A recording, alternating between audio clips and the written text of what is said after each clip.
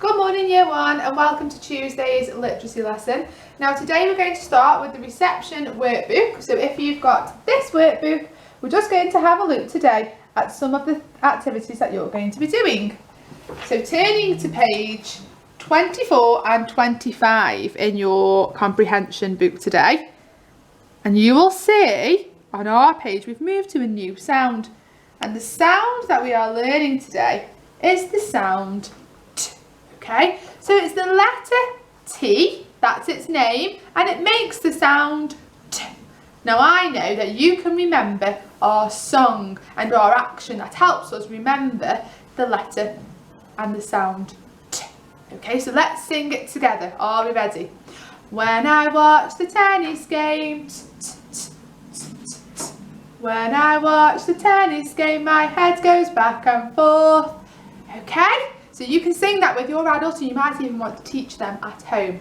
So what I would like you to do today, before you start the activities in your booklet, is write some lines on your whiteboard, or if you've got some line paper, and we're going to have a go at modelling and writing the letter T. Okay, so when we write our letters, we know we start on the line.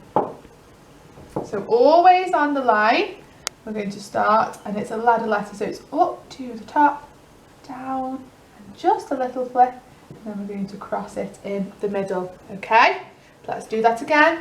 Starting on the line, tall ladder letter, down, and just a little flick, and then we need a cross in the middle. Now, what I don't want to see is our T floating in the air like this, okay? It needs to come down and sit on the line. What I also don't want to see is a T that looks like this. Okay, that's a plus sign, isn't it? That's what we've been learning in maths. That's not our T sound, okay? So again, don't want to see this one. So I'm going to rub those out, because I don't want to see those. I want to see a beautiful line of T sound, okay? Once you've had a go at practicing your formation, so your letter writing of the sound T, you could also have a go on letter join and practice on there if you want to. And then I want you to go on a house hunt, and I want you to see if you can find anything that begins with the sound T in your house, okay? So I know that in your bathroom you might find, let's see if you can sound out this word, T. Ah. P. T. Ah. T. Up. Tap. You might be able to find a tap. And I would like you to write a list of all of the things that you find in your house that begin with the T, T, T sound, okay? And then, once you've done those activities, you can move on to your workbook. Now, moving on then, today, if you have the Year 1 booklet, you will see on your workbook page today, page number 13, you have got this page here. Now, there are some funny things on our page today. And those funny things are called a speech bubble. And we use speech bubbles when we are writing things that people might say, okay? And in your activity today, you're going to focus on some phrases, which means a little short sentence of what you might hear people say. So to help us, I've made us a little board.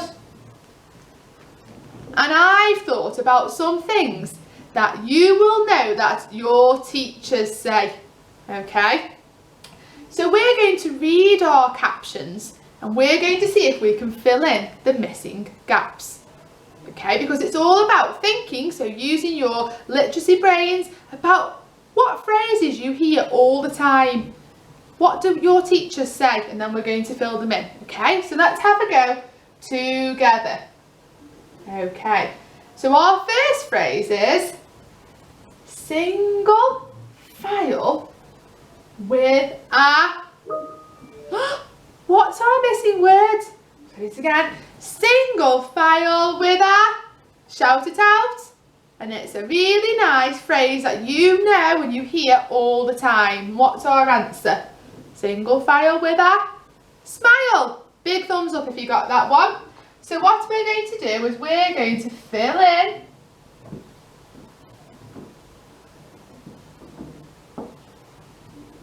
the missing word, okay?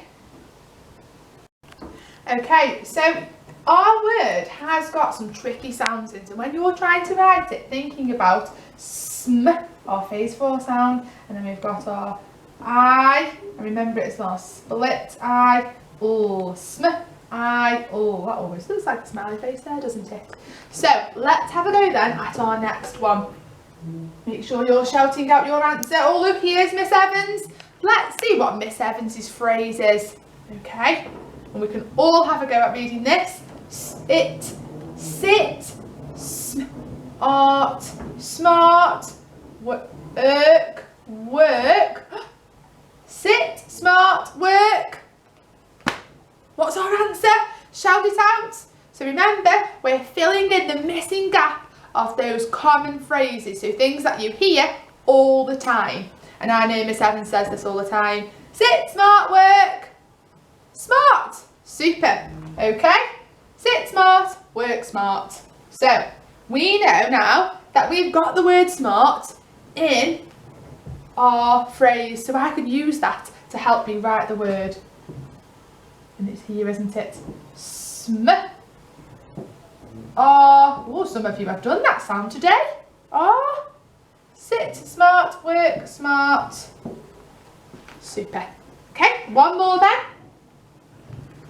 And we're on to Miss Richards, and Miss Richards says, ooh, now we have done lots of work in our maths booklets with these words.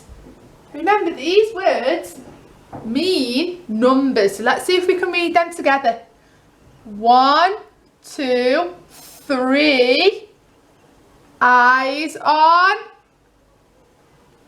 I'll say it again. 1, 2, 3. Eyes on me. Superstars, okay? And this is our tricky word, so we should all know how to write that. 1, 2, 3. Eyes on me. Well done, year 1. So we've answered 3 phrases there. We've filled in those missing gaps. We've got our brains working. So today, in your workbook, you've got 4 phrases to have a go at. 4 different ones, and they are all phrases that you have heard before.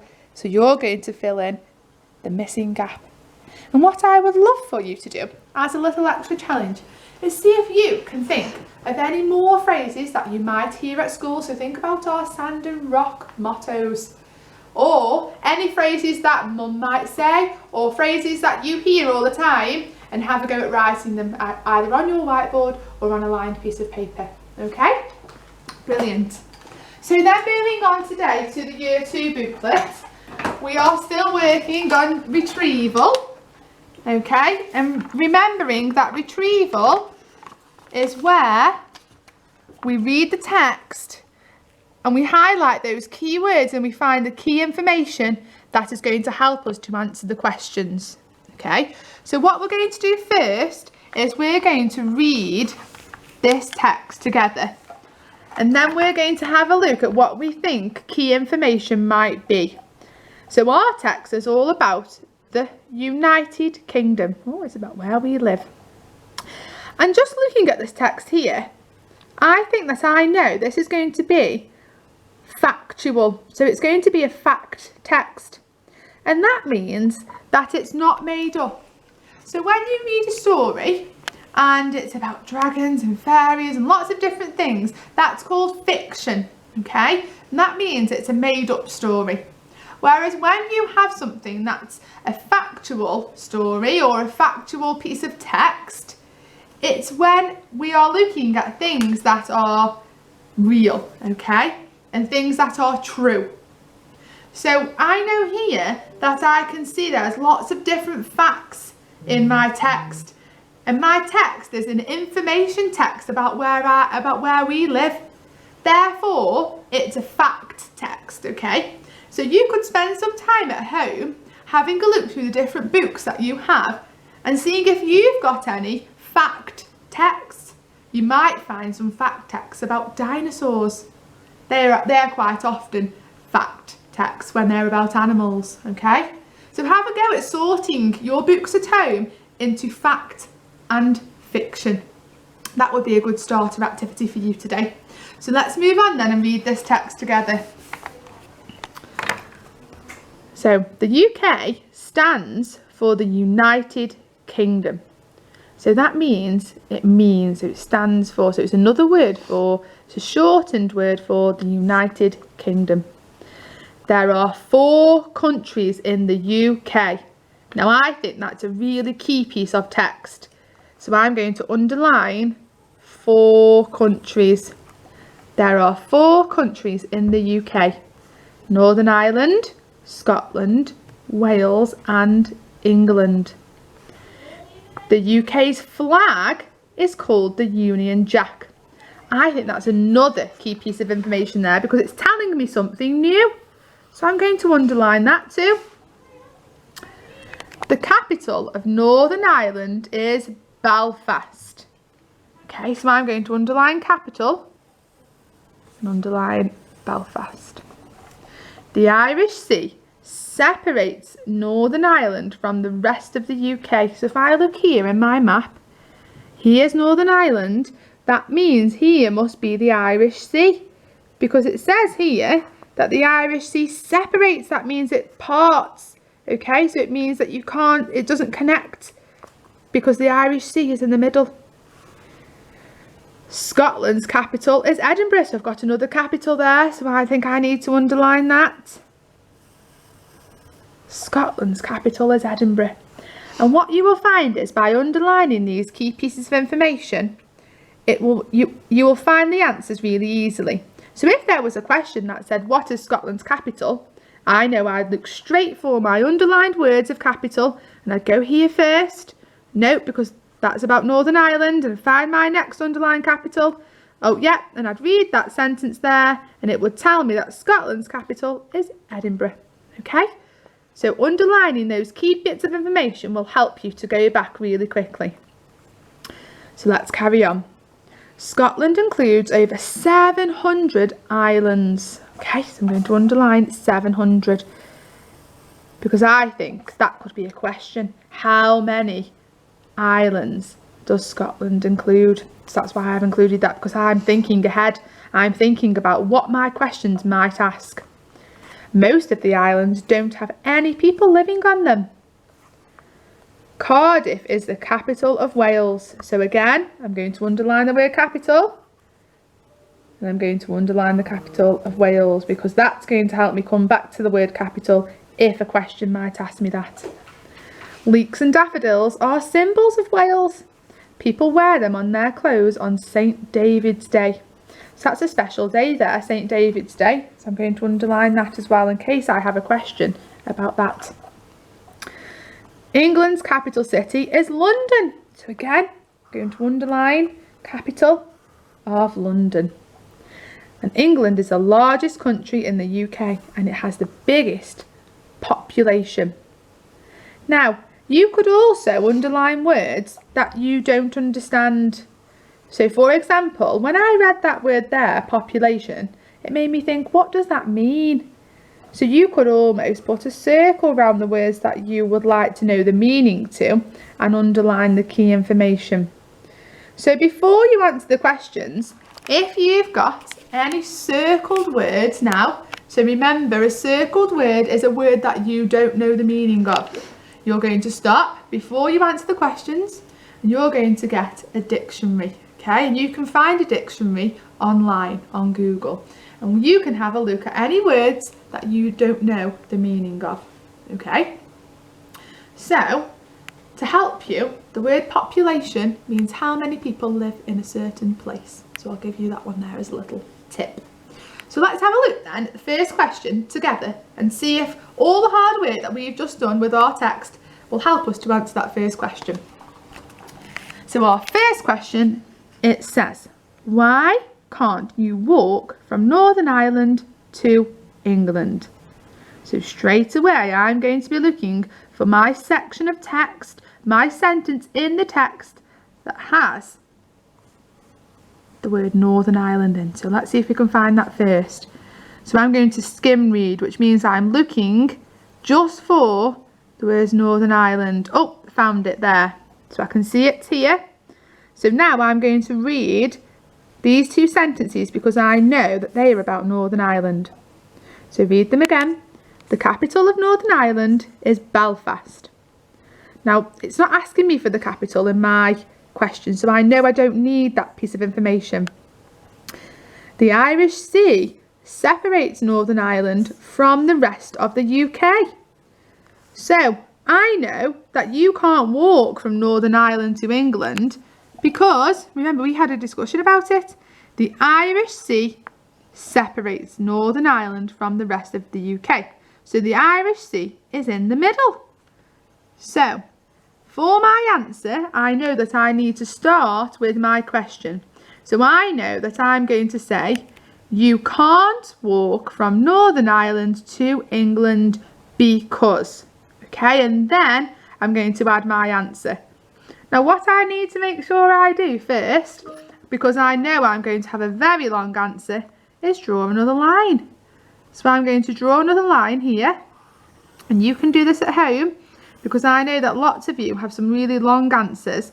So I would love to see you drawing a line to make sure that your sentence will fit on. Okay, so I'm going to model how each sentence should start by using the question to help you. Okay, you can't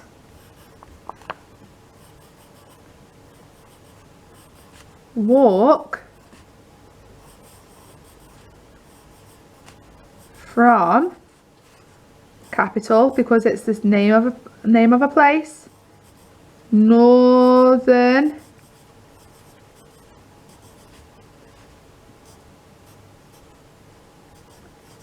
Ireland. Now I've checked my spelling here to make sure that I haven't got any mistakes because it's right here for me to copy. You can't walk from Northern Ireland to England